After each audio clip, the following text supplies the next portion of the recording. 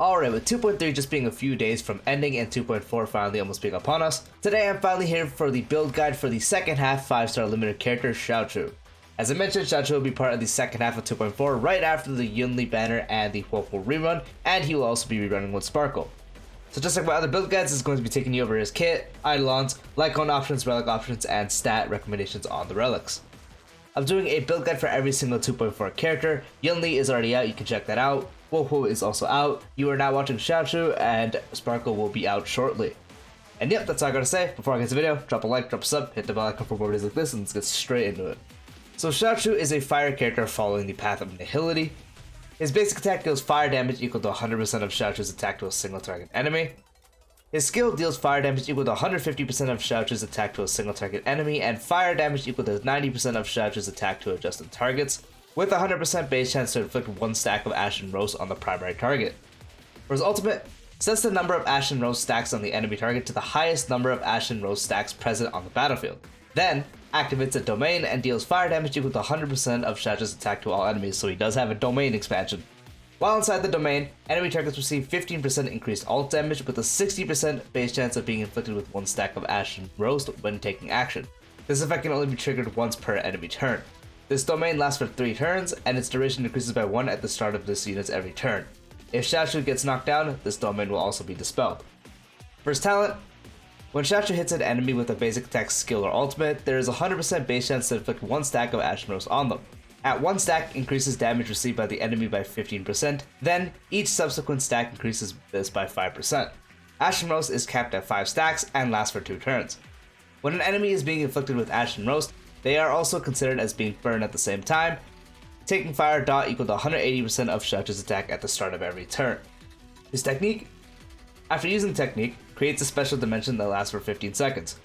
After entering combat with enemies in the special dimension, deals fire damage equal to 100% of Jiaoqiu's attack to all enemies with a 100% base chance of applying one Ashen Roast stack. Only one dimension created by allies can exist at the same time. Now for his bonus traces, his A2, when the battle starts, immediately regenerates 15 energy. His A4, for every 50% of Jiaoqiu's effect hit rate that exceeds 80%, additionally increases attack by 60% up to 240%. So yes, he does scale off effect hit rate. And then his A6, while the domain exists, enemies entering combat will be inflicted with Ashen Roast.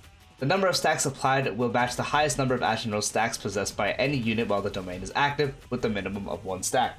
And moving on to his Eidolons. His first Eidolon, allies deal 40% increased damage to enemies afflicted with Ashen Roast.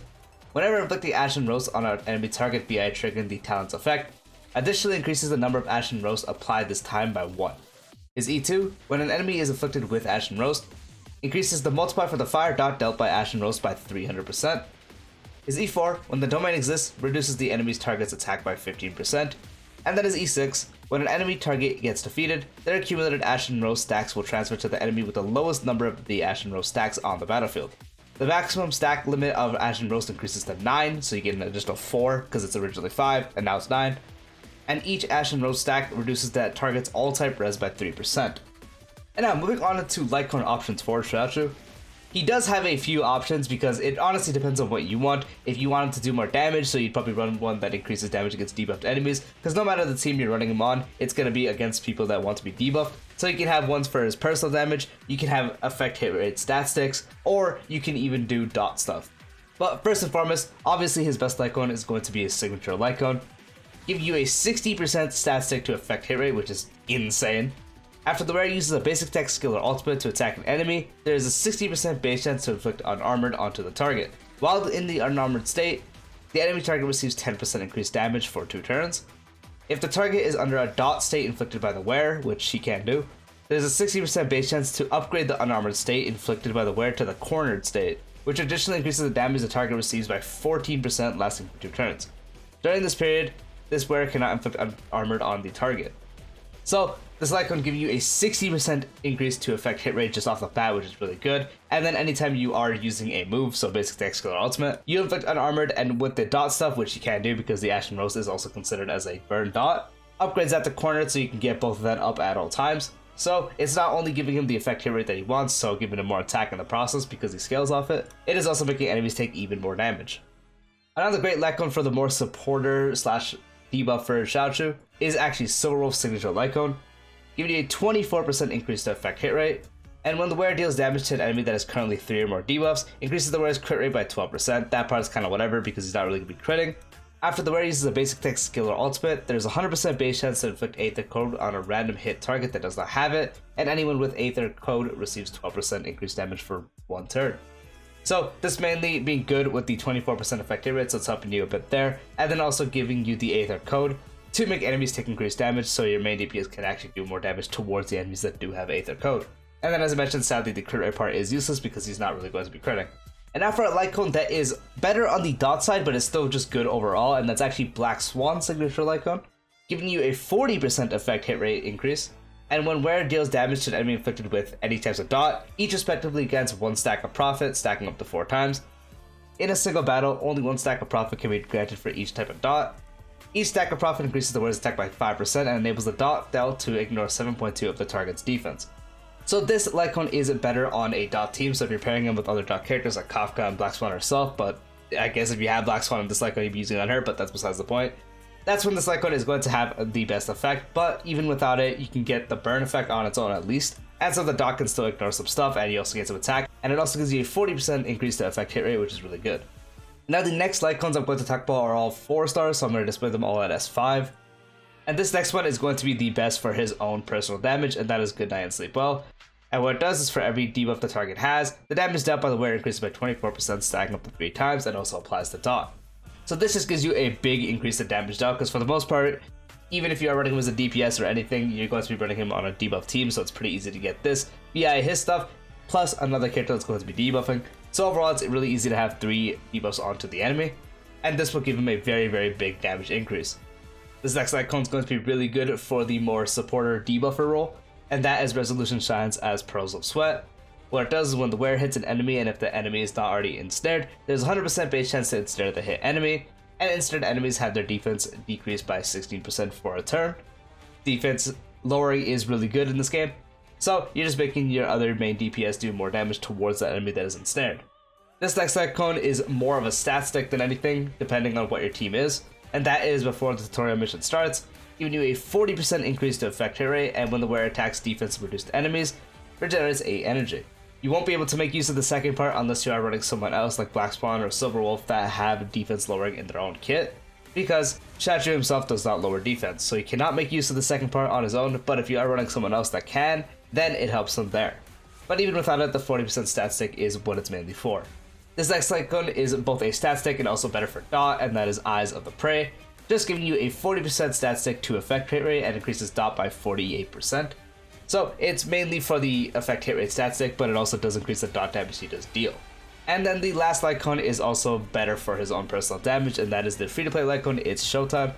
Anytime the wearer inflicts a debuff on the enemy, gains a stack of Trick, and each stack of Trick increases the wearer's damage by 10%, stacking up to 3 times, lasting for 1 turn, and when the wearer's effect hit rate is at 80% or higher, which is going to be really easy with him, increases the attack by 36%, so you're just getting more attack percent off that too.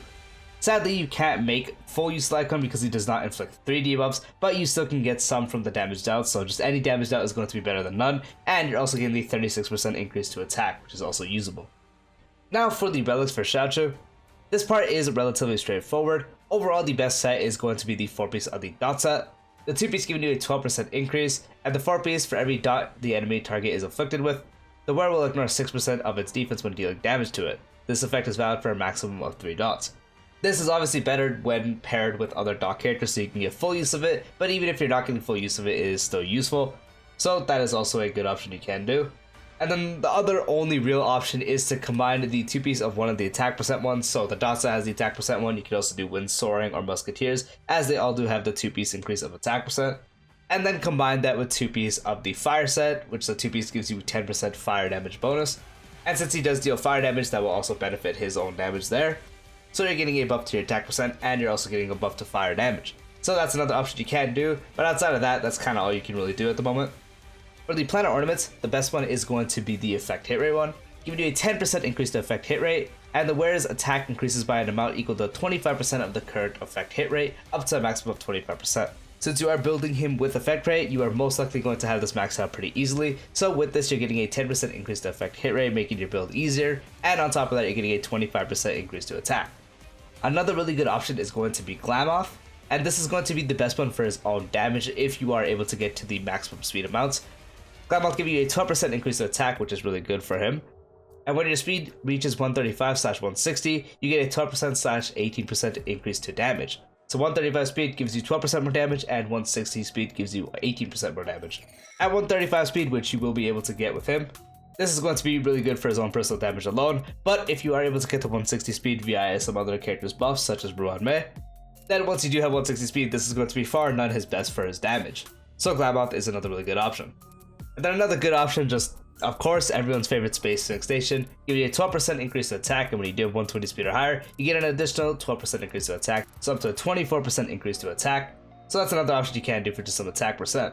And now the last option I'm going to talk about is honestly completely up to you, and that is running one of the support ones if you are running him more as a supportive debuffer and you don't really care about his own damage at all. I personally wouldn't do this, but if you really want to, you can. The better option to pick would be Ageless, giving you a 12% max HP increase, which I guess can help with survivability, and when you do have 120 speed or higher, you give all your allies 8% attack, which also does benefit him there, so there is something you can do there. You could also do Broken Keel, but for the most part, you'd want to stick to Aegis. I don't recommend doing Broken Keel. I barely recommend doing Aegis, but if you really want to, you can. And now for the main stats on the Relics. For the body, you want to do effect hit rate. For the feet, you want to have speed. For the orb, you want to have fire damage boost. And for the link rope, you want to have either energy regeneration rate if you want to have more uptime on the ultimate easier, or if you want him to do more damage, you can just do attack percent. For the substats, you mainly just want to focus on speed till you hit the breakpoint, so make sure you do get the breakpoint at least, and then obviously getting more speed past that is going to be helpful. But equal to after getting the breakpoint of speed, you want to get as much as effect hit rate as possible, as he does scale off effect hit rate, so it's going to be important to get a lot of effect hit rate. And then past that, you just want to focus on some attack percent. So again, speed, hit the breakpoint, and then you want to focus on either getting more speed, but also second priority would be getting effect hit rate because you want to get as much as possible. And then past that, more attack percent for his own personal damage and output of what he can do himself. And yeah, that is the full build guide for Jiaoqiu. Let me know how you guys are going to be building him. Let me know if you guys are even summoning for him, because I know there's not many people that are going to summon for him, unless I'm wrong and something changed and now people are considering it. Me personally, I do want to summon for him just because of his voice actor in JP, which is Oberon from FGO. And I also do want to get his Lightcone because he does have my favorite Lightcone art in the game, like far and none. But the first half of 2.4 is really brutal, so I don't know if I'm going to be able to. But we will see. Anyway, hope you guys found the guide helpful. Peace out.